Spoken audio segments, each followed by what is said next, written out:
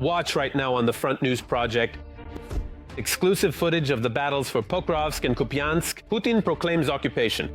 The Ukrainian armed forces are eliminating the invaders. A powerful blow to Russian aviation. A unique A-60 aircraft with a combat laser has been destroyed, and this is just the beginning.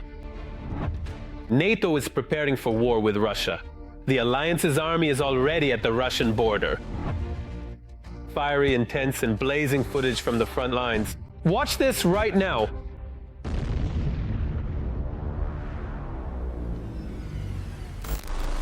Greetings, this is Vladimir Timoshenko with you, and we're starting right away with the most important news. Putin was informed about the alleged encirclement of 15 Ukrainian armed forces battalions in Kupiansk. Our joint forces group provided an explanation. First of all, the city is small, so it's physically impossible to encircle 15 battalions there. Moreover, the video that the Russians are spreading gives them away. It's obvious that the footage is from the summer. So, right now, we'll show you how Russia not only exaggerates its successes at the front, but actually creates fake victories to please its Kremlin maniac. Let's watch. Dobropilya is near Pokrovsk. The National Guard Brigade Rubezh has currently stopped the occupiers' advance toward the city. All the details of the Trump administration's peace plan are unknown. However, the media are already discussing that one part of it could be the issue of Russian control over the network in Donetsk region, which the Russian army is so ruthlessly destroying. In other words, ours would have to withdraw from Donetsk region in exchange for other occupied territories. This hasn't been officially confirmed, but apparently this is supposed to be the key point of the plan. But honestly, today it's hard for me to imagine how, from this city that our guys are fighting for so desperately, they would leave without a fight. Russian war criminals are trying to do to Dobropilya what they've already done to Toretsk or Bakhmut. They're leveling the city to the ground with bombs. Here's a fresh strike. The building is still burning. There are practically no intact high-rises left in Dobropilya. But the occupiers keep shelling the ruins to prevent Ukrainian soldiers from gaining a foothold in the buildings if the Russians manage to break through here. Some analysts, including Western ones, say that the front line in Ukraine has collapsed. No, that's not true. But that's not true, because a breakthrough or collapse of the front line is when the enemy, with raiding actions and regular formations, can advance deep into our territory. That is out of the question. Even these attempts to storm with enemy column, several dozen pieces of equipment in the direction of Dobropilya, have failed for them.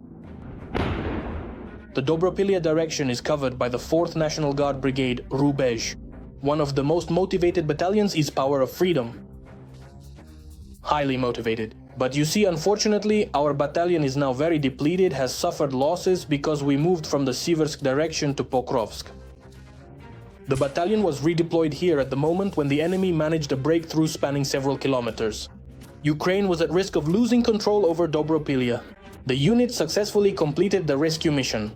They had to advance, and the enemy's positions ended up behind the Ukrainian lines. Their clearing is coordinated from this command post, probably the closest one to the front line. Right now, the situation is more or less stabilized. There is a clear front line, and we have an understanding of where our forces are and where the enemy is located. But still, every day the enemy tries to somehow slip through our positions.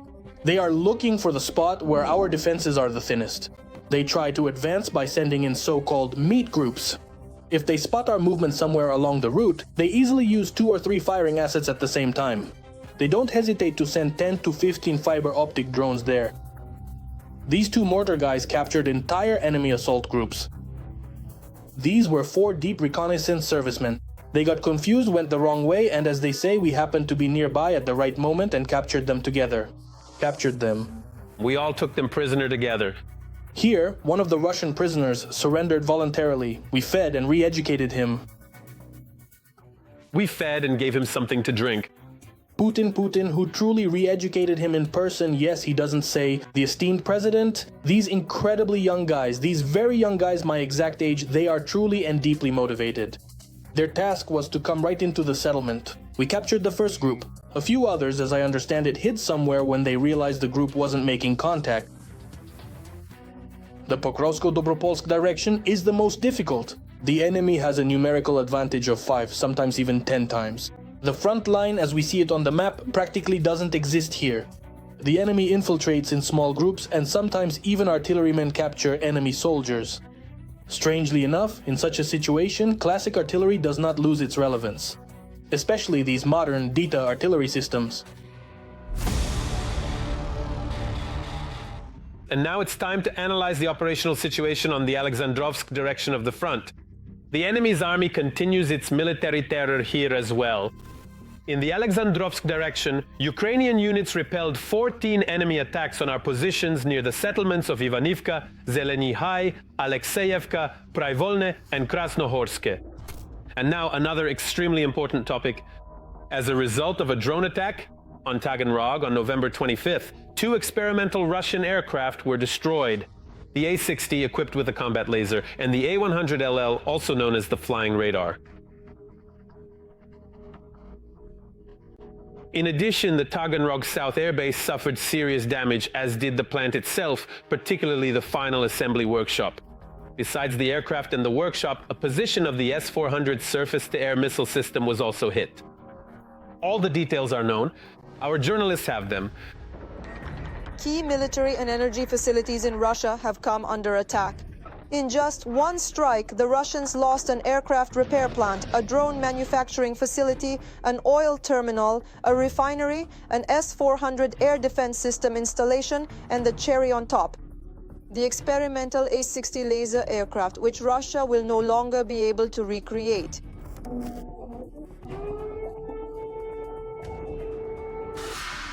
Residents of Taganrog witnessed this glow. It was a very hot night there on Monday into Tuesday, especially in the area of the Beriev aircraft repair plant. The facility specializes in the development, serial production, modernization, and repair of amphibious aircraft and special-purpose aviation complexes, in particular the A-50 long-range airborne early warning and control aircraft. The aircraft plant also carries out major overhauls of Russian aviation aircraft and upgrades the Tu-95 MSM strategic missile-carrying bombers. Next to the facility is the plant's main testing base, the Taganrog Yuzhny military airfield. Rare units of Russian aviation equipment are stored at this location.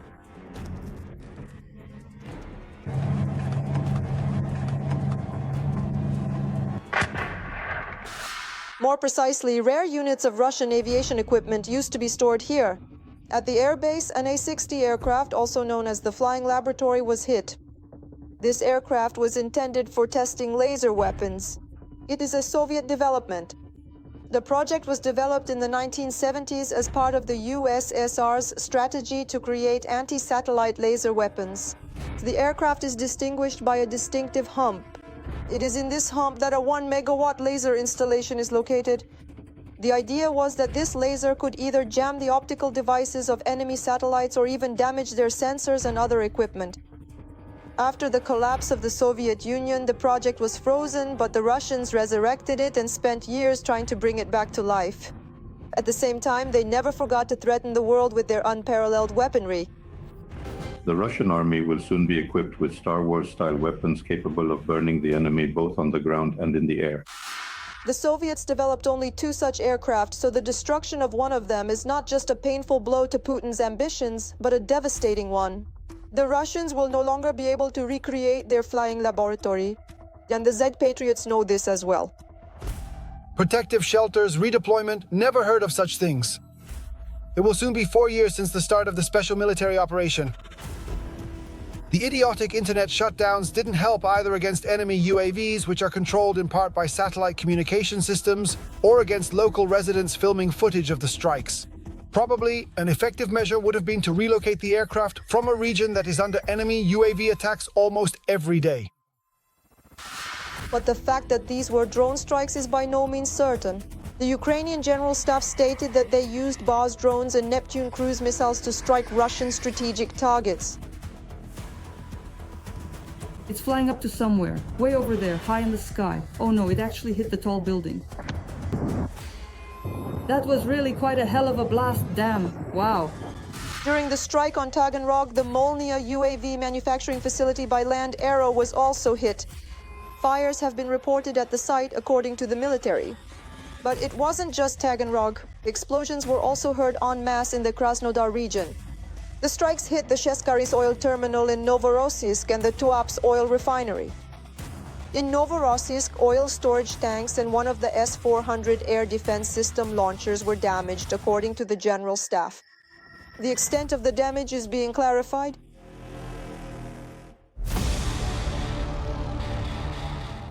And now about something truly terrifying. On the night of November 25th, Kyiv was subjected to a massive attack using cruise and ballistic missiles as well as kamikaze drones. The enemy deliberately targeted ordinary apartment buildings with missiles and drones. According to the final data released after the completion of emergency rescue operations, 7 people were killed as a result of the attack. TSN journalist Alina Lisova visited the scene of the bloody events. A hole in the wall of one of the apartments and walls blackened by flames. These are the consequences of the Russian night attack in the Dnipro district of the capital. An enemy drone flew into this 9-story residential building at around 2:30 in the morning. The drone was buzzing.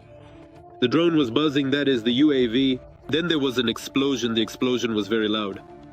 The strike hit one of the apartments on the 7th floor, which caused a fire to break out there, and the flames spread to neighboring apartments. My neighbor's apartment burned out.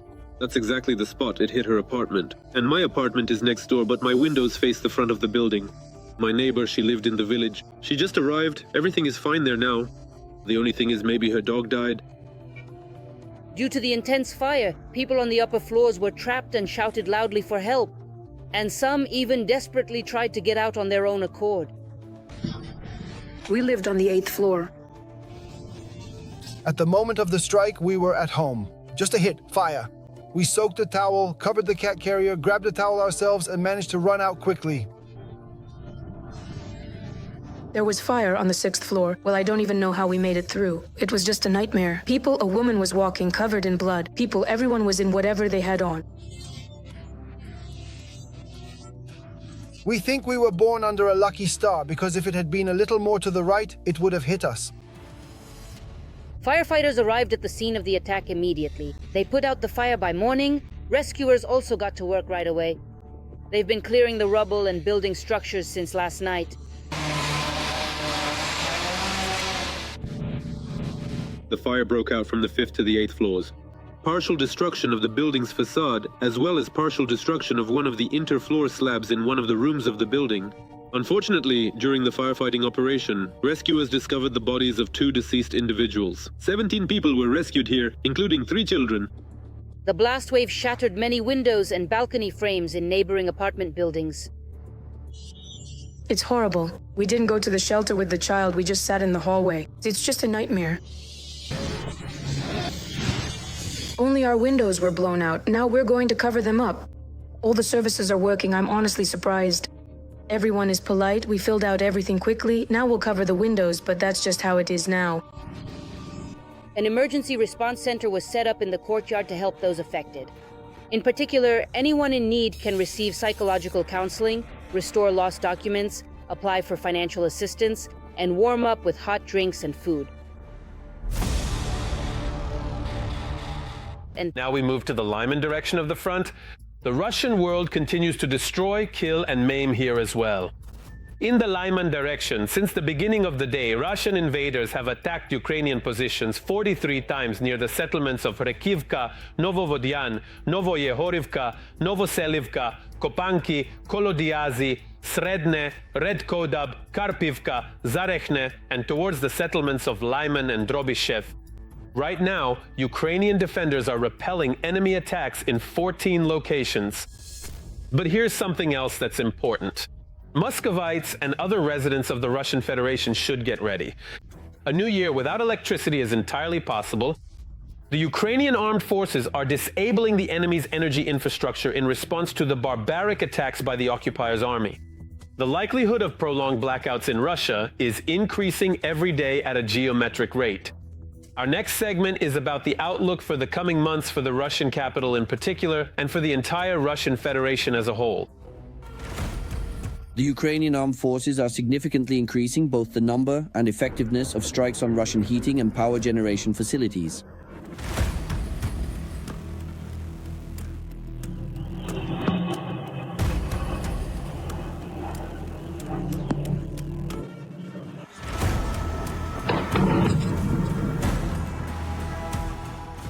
The actions of Ukraine's defense forces are a response to the ongoing attacks on Ukraine's civilian and critical infrastructure.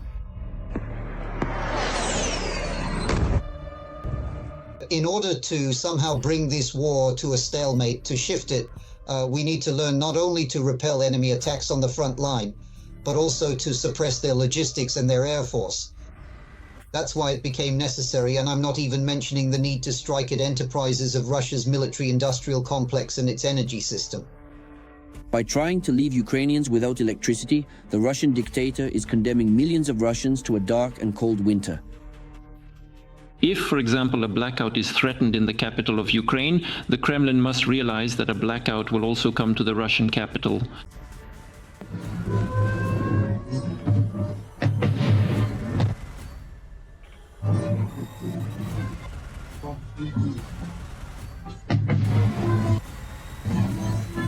This is Belgorod, so basically there's no electricity anywhere at all in Belgorod.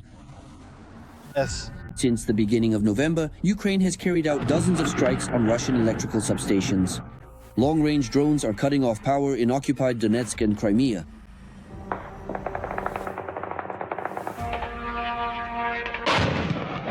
Basically, charger phones, looks like they've decided to cut our power everywhere. I've already lost count after more than 30.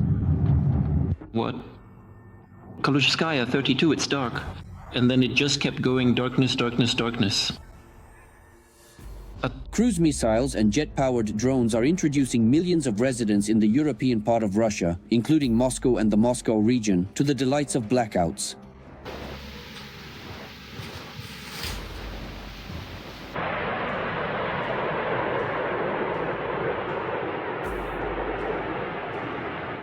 In addition to Ukrainian weapons, we shouldn't forget about the supply of Western arms, which Ukraine has also recently started using to strike Russian territory. The necessary approval has been obtained. So we can say that the territories of the Rostov, Kursk, Belgorod, and Bryansk regions are now within the strike zone. Of Western strike systems, I want to emphasize again attacks with Scalp Storm Shadow. Only accordingly the modernized version of the S-200 surface-to-air missile system. Before the onset of winter, Ukraine possesses a wide range of powerful long-range weaponry. Bark, Peklo, Polyanitsia, and FP-1 jet drones, as well as Flamingo and Long Neptune cruise missiles, can reach the largest Russian cities, including heating and power supply facilities in Moscow and St. Petersburg. Taking into account the climatic features of the Russian Federation and considering the tactical and technical characteristics of the Ukrainian side's strike capabilities, the Russian Federation is facing a harsh winter, both literally and figuratively. First and foremost, this concerns thermal power plants and other production facilities that sustain the life of major Russian cities.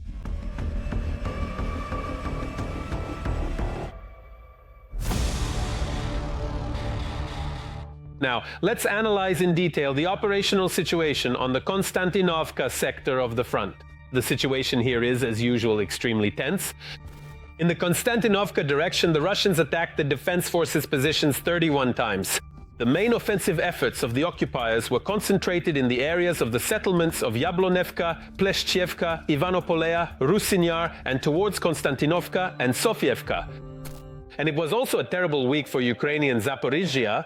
As a result of the Russian attack on the city, 31 apartment buildings, 20 private houses, businesses, a store, dormitories, and a gas station were damaged, and 19 people were injured. TSN correspondent Daria Nazarova, who herself lives near the site of the nighttime strike, visited the place the enemy targeted. Take a look at what Putin's Russia really looks like in all its glory.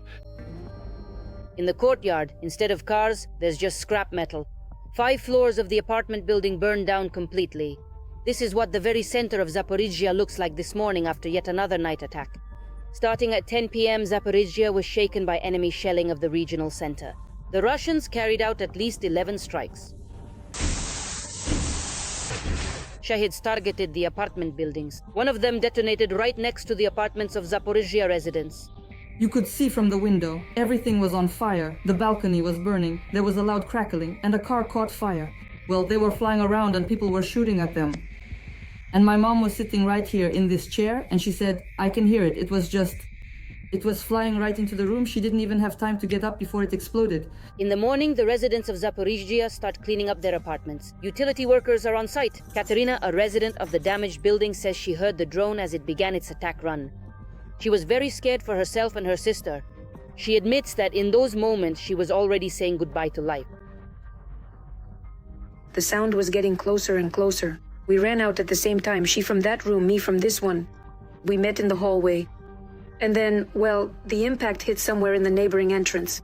And only later, when we started gathering our things, did we see the real state of everything. Now we've come to at least try to put things in some kind of order. The strikes on the city continued for an hour without stopping. Ekaterina says they saw a fire in the neighboring building and were afraid to go outside. It was very scary because something was still flying. It's scary to go out into the entrance. We didn't even understand whether there was a fire in the entrance or not, because the windows of our apartment overlook the one that was burning. I'm looking for my sister, she's scared, and you tried to calm her down so that we can at least think straight somehow. Inga is cleaning the apartment, taking out the broken glass, and recovering after a sleepless night. As a result of the strike, she says, the gas pipe was damaged in the neighboring apartments. A fire broke out. However, her apartment miraculously survived. My son immediately started to panic. I have a first-degree disabled person. There was instant hysteria, panic. Well, we managed to calm down a little and went outside. The police told everyone to go outside because there was a risk of an explosion. The woman says her family was simply lucky that everyone is alive and unharmed. The apartment itself was not badly damaged by the shockwave. And here, of course, there's nothing. We've already cleaned up a bit. What's so scary? Out on the balcony, it was knee-deep. Well, mostly it's this side. 6 people who were injured are still in the hospital. 1 woman is in serious condition. After the attack, there have been power outages in the city. However, specialists promise to restore electricity by the end of the day.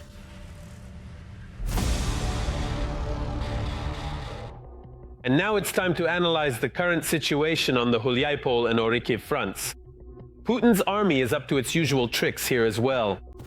On the Hulyapol front, our defenders stopped 17 enemy attempts to advance near the settlements of Zaporizhzhia, Solodke and Yablokove, Zeleny High, and towards Hulyapol.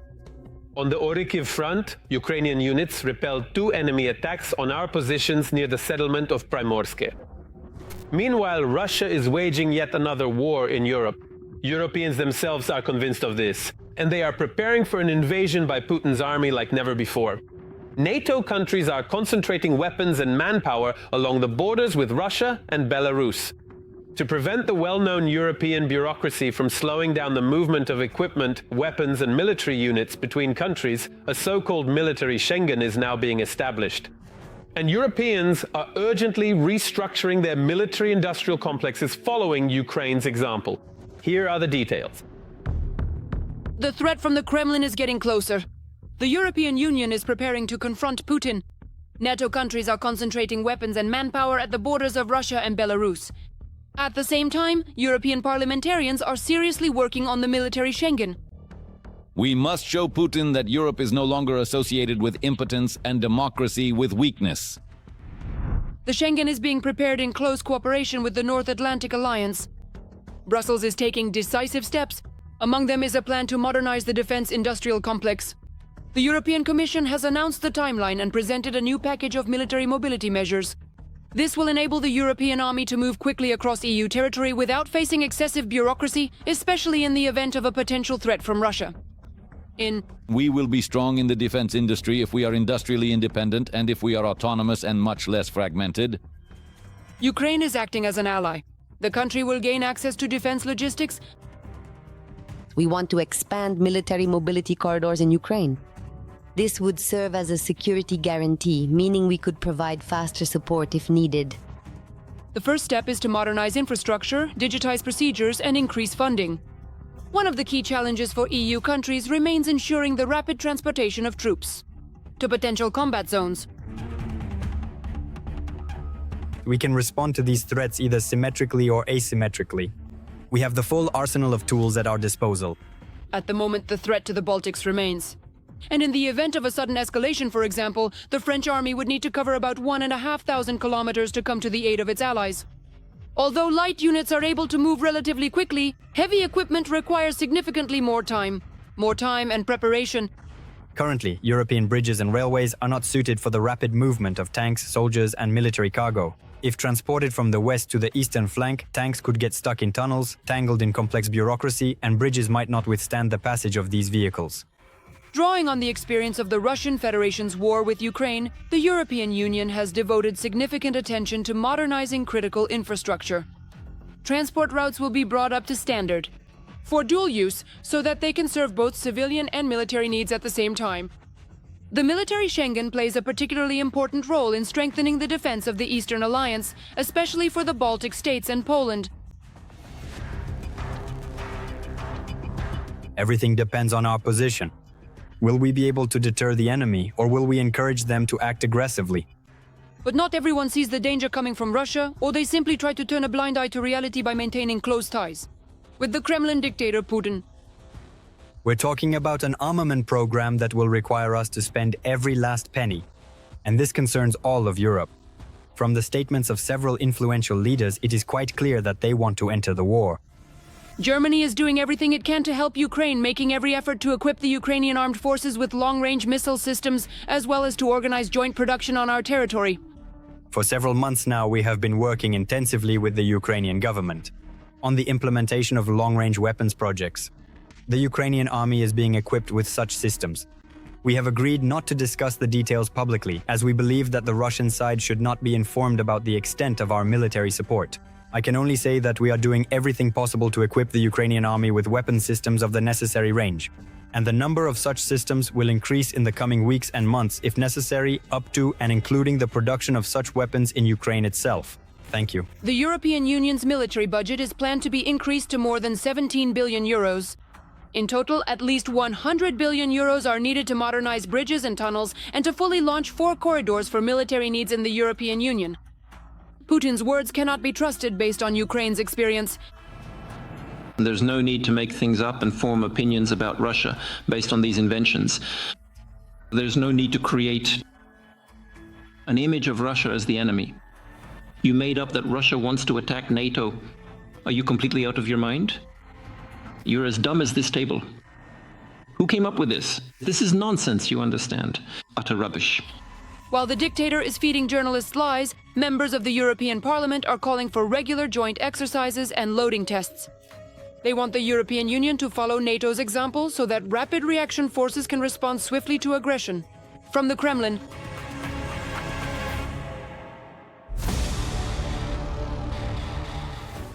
That's all for today, but very soon there will be something new on the Front News program. Exclusive reports from our journalists in the hottest war zones, obtained so that you know the truth. This was Vladimir Timoshenko with you. Take care of yourselves and your loved ones.